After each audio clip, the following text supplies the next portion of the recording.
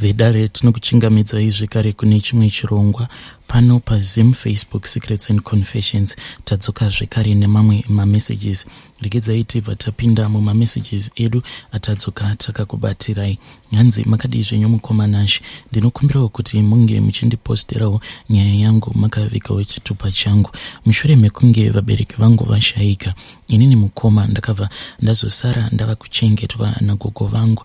Asi zvinhu zvekuti zvinondirwadza, ende nguva zhinji zvinhu zvekuti pose pandinenge ndichida kuregerera munhu uyo anenge anditadzira, ndinobva ndangoti ko ingawani inini nguva yekuti vanhu vaifanira kuti vange vachindinzwira tsitsi, pakabva pashaya kana anyone zvake akada kundinzwira tsitsi, especially hama dzaamai vangu. Ndine chigumbu nadzo zvekuti kunyangwe ndikazoshayika mukoma, vana nevana vevana vavo ndikuda kuti vange vachizotambudzika, because vakangosiya vadhampa gogo mushure mekunge amai vangu vashaika, ndokubva vazongonditora vakabva vazonondidhampira mumaoko agogo. Apa gogo ava mukoma vainge vakura. At that time pandakatanga kugara navo, yes, vainge vachiri kugona kufamba zvavo, zvekare painge painewo umwe musikana uyo wavainge vachingochengeta, but iwo musikana wacho ainge ari munhu wekuti ainge achingozviitirawo zvake. Saka aizoti nguva iyaya yekuti tinenge tichifanira kuti tinge tichibatsira gogo, then iye aibva azoramba, sezvo gogo ava vainge vasiri hama yake, munhu wekuti ainge akangonhongwawo nagogo achingozvitambudzikira. Saka paakangoona kuti hama dzose dzagogo dzainge dzisina keye navo, iye ainge ava kuita madiro kudzamara achizodzingwa nevamwe sekuru. Asi sekuru ava vakazoti vadzinga musikana iye, kunyange zvake ainge ari munhu ainge aine musikanzwa, asi zvainge zviri nani, because pane dzimwewo nguva dzekuti inini semwana mudiki pane zvandainge ndisingakwanise kuitirawo gogo zvaaikwanisa kuzovaitira.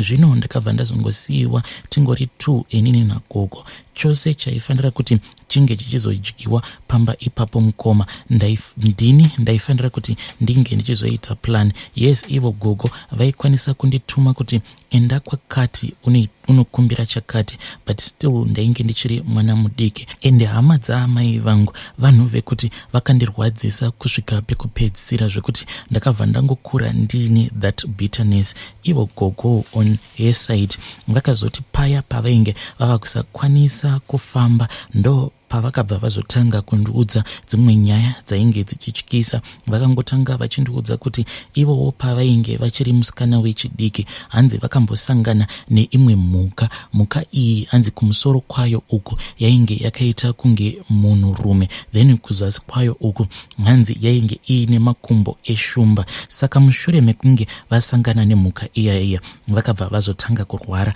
hanzi vakatopotsa vafa gogo vangu neizvo zveusiku zvavainge vasangana nazvo. Then vakati varwara kudaro, vabereki vavo vakatombozama kuti vange vachifamba navo, but hazvina kana kumbobatsira anything. Vaitoti kana vafambwa navo then vaibva vazotowedzera kurwara.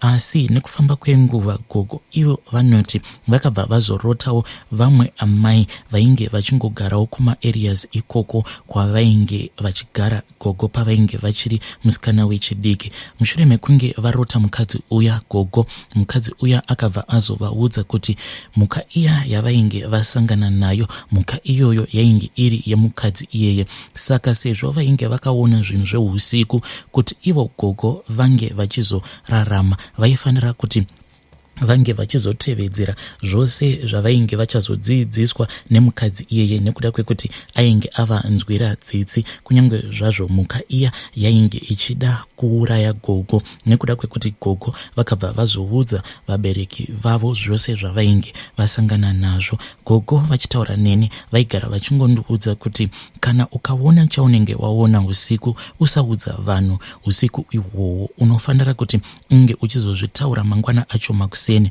nekuti auzivi zvinhu zvinenge zvakazendama nemadziro zvakateerera. Kunyange paya hanzi kana ukarota muroyi usazoti paya paunenge wamuka obva watotanga kutoudza vanhu zvose zvaunenge warota, nekuda kwekuti munhu uya anenge achitori akazendama nemadziro akateerera. Saka iwewo ukagara wazotaura iye anobva aboyekana. Ndo paya pekuti the next time paanozouya anenge ava kutoda kutokupedzisa. Zvakangofanana nekuti kana ukasangana nevanhu vanenge vachida kukubira zvavanenge vachida kukubira, then kana ukabva wazoona kuti pambavha dziya dzinenge dzichida kukubira panenge paine munhu wekuziva, munhu iyeye anobva atomeka shuwa kuti akukuvadza kana kutokusiya akuponda nekuti anenge asingade kuzozivikanwa. Izvi ndo zvandakatanga kuzodzidziswa nagogo vangu, asi ivo gogo vakati vachirwara kudaro vainge vachitodzidziswa nemukadzi uya.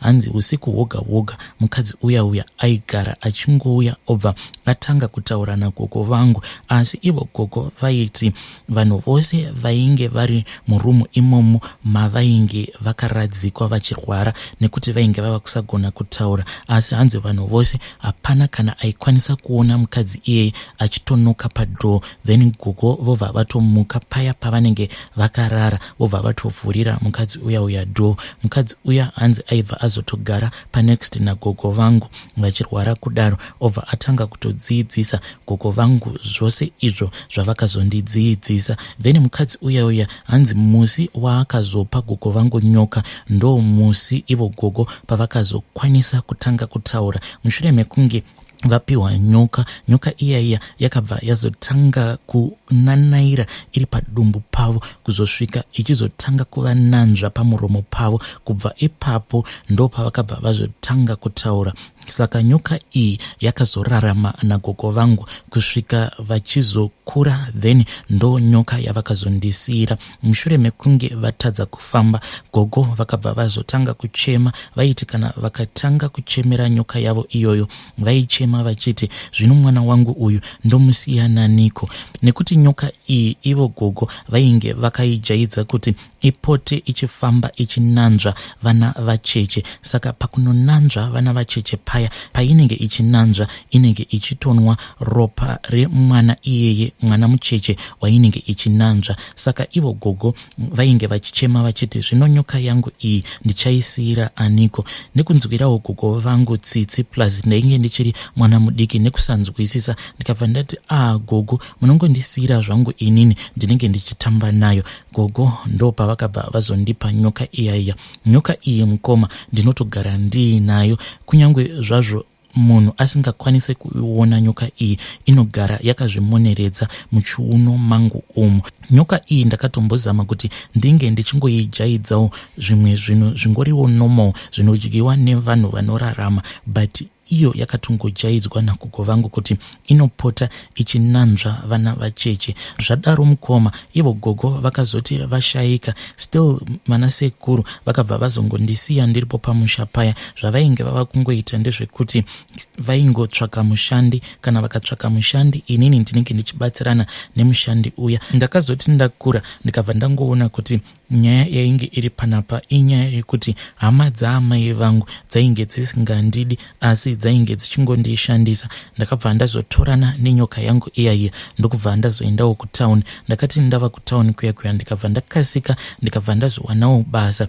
Saka pandakatanga kushanda mukadzi wepo ainge achangobvawo mukuzvara, saka ainge achida munhu anomubatsira. Nyoka iya mukoma yakabva yazongotanga kuita musikanzwa. Mwana iye akamboti rwarei kudzamara ndazodzidzisa nyoka iyaiya kuti ndini ndinofanira kuti ndinge ndichirakidza kana kuri kunzi inenge ichida kunanzva mwana, ndinofanira kuti ndinge ndichitsvakira inini mwana mucheche wekuti inge ichizonanzva, because zvainge zvava kuitika ipapo ndakatoona kuti ndaikwanisa kuzotokanganisirwa basa, saka yakabva yazorekedza kunanzva mwana uya. Nyoka iyi zvainowanzokuita ndezvekuti ndinofanira kuti ndinge ndichitsvakira mwana mucheche. Ndinoti kana ndawana mwana iyeye ndobva ndazoitumidzira kwaari, then yobva yazotanga kunanzva mwana uya. Ndokusaka dzimwe nguva muchizongoona mwana achizongokaruka ava kuchema, vanhu vasinganzwisisi kuti mwana uyu anenge achichemei, asi iye mwana anenge achitoona zvinenge zvichiitika kwaari panguva yacho iyoyo. Zvino nekufamba kwenguva mukoma, nyoka iyi yakabva yazondirambidza kuti ndinge ndichizoroorwa. Hongu ndinokwanisa kutodanana kana kutogarisana nemunhu wandinenge ndichidanana naye, asi chaisingadi ndechekuti munhu uya ange achizoenda kunondibvisira something, just like zvakaitika pana gogo vangu. Ivo gogo vakaita vana vavo nana baba vakasiyana, like amai vangu vana baba vavo, then vana sekuru vangu naivo vana baba vavo vakasiyana. Saka nyoka iyi ndo zvainoda kuti handifaniri kuti ndinge ndichizoroorwa, but ndinofanira kuti ndinge ndichizongoita zvangu vana nevarume vakasiyana. Zvino zvakazoitika last week mukoma ndezvekuti maweeks adarika awo pane umwe mwana akabva mukuvigwa kuma area ikoko kwandinoshandira. Saka mwana uyu mukoma kuzosvika achizofa, nyoka iyi ndo yakamukanganisa, because yakati ichimunanzva ndokubva yakanganisa ikabva yazomuruma, because iyo painenge ichinanzva haisati yakamboita mistake iyoyo yekuti inozosvika pakuruma mwana iyeye wainenge ichinanzva, but ndo zvakaitika pamwana iyeye. Saka mwana uyu akazoti achinanzvwa nenyoka iyoyo, nyoka iyoyo yakabva yazoita mistake ndokubva yazomuruma. Mushure mekunge yamuruma, mwana uya ndokubva azotanga kurwara.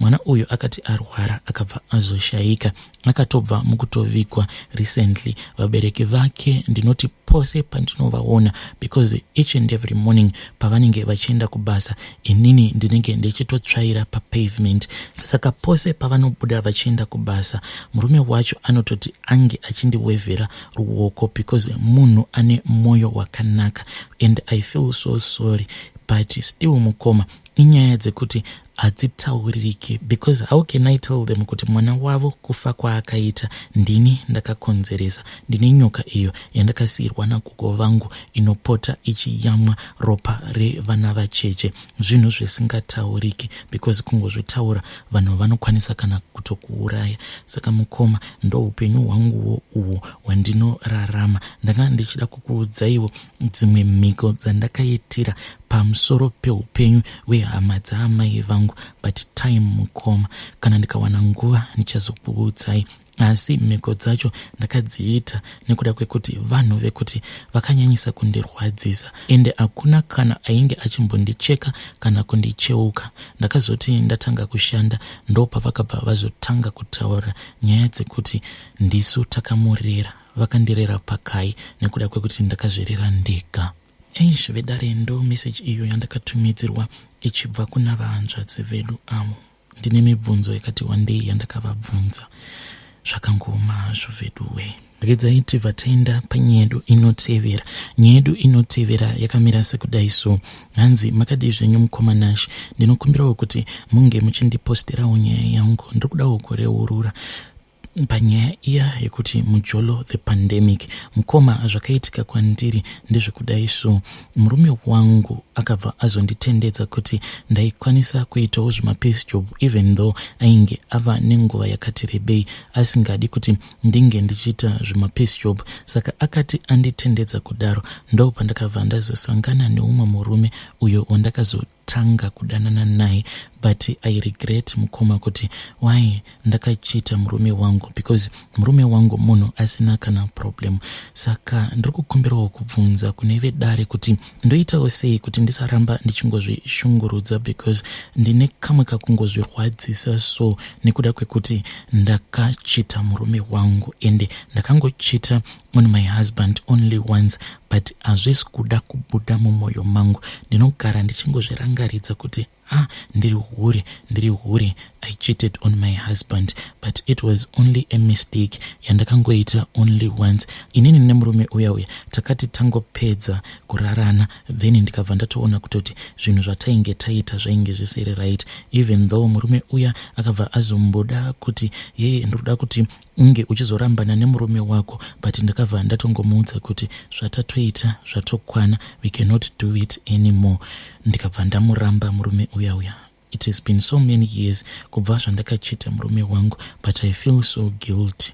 Ndonyarara here kana kuti ndomuudza? Hey, vedare ndo message iyo yandakatumidzirwa ichibva kuna vahanzvadzi vedu. Hanzi ndonyarara here kana kuti ndomuudza? I feel guilty. Hey, pakaipa. Regedzai tiva tienda panyedu inotevera. Nyedu inotevera yakamira sekudai so. Hanzi makadii zvenyu mukomanashi, ndinokumbirawo kuti munge muchindiposterawo nyaya yangu. Iniwo ndine yangu confession. So mukoma zvakaitika kuti inini ndinge ndichizouyawo muno muSouth Africa, it was through vamwe tsano vangu. So mukoma kuti inini ndinge ndichizotanga kushanda natsano vangu, inhau yekutoti tsano vangu vainge vakatonyimawo munin'ina wavo mukana iwoyo wavakazondipa. Saka tsano vangu ava pakambani yatinoshandira, ivo ndivo mukuru chaiye anotocontrola everyone. Saka vane mukana wekuti vanokwanisa kuhaya munhu wavanoda, zvekare vanokwanisa kufaya munhu wavanenge vachida.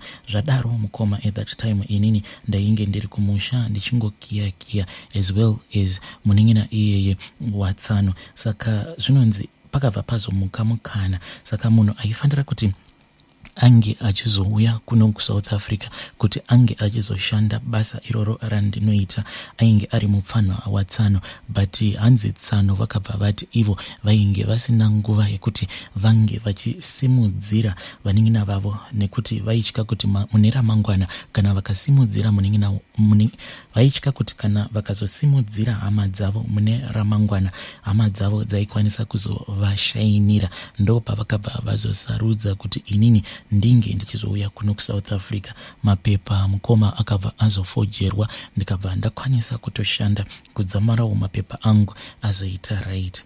But kana ndikazvifunga mukoma kuti pachinzvimbo pandiri, pachinzvimbo pekuti ndo paifanira paine munin'ina watsano vangu, ende hama dzatsano vangu kana ndikadzitarisa vanhu vakangoita vanhu vemhanga. So but ivo tsano munhu ane zvinhu zvake, ende ndakangoti ndatanga kushandira kambani iyoyo mukoma, ndikabva ndatonzi company house, company car. Nanhasi uno kana mukanditarisa munoona kuti pandakasvika ndakasvitswa nenyasha dzaMwari, but sometimes ndinombodzidhauta nyasha idzi dzaMwari kuti ko dzinogoita nyasha dzaMwari seiko. Umwe munhu wacho aifanira kuti ange achizoshanda basa racho randiri kushanda, achitambura sematamburiro anoita mupfana watsano wangu. Hey, vedare ndo message iyo yandakatumidzirwa ichibva kuna mukoma vedu. Zvakangoma zveveduwe, wakambosanganawo here nedambudziko iroro rekuti wakanyimwa mukana, mushure mekunge wanyimwa mukana upenyu hwako ukabva wazoenda nepamwe? Please uyai kuinbox kwangu muchitiudzawo nyaya dzenyu.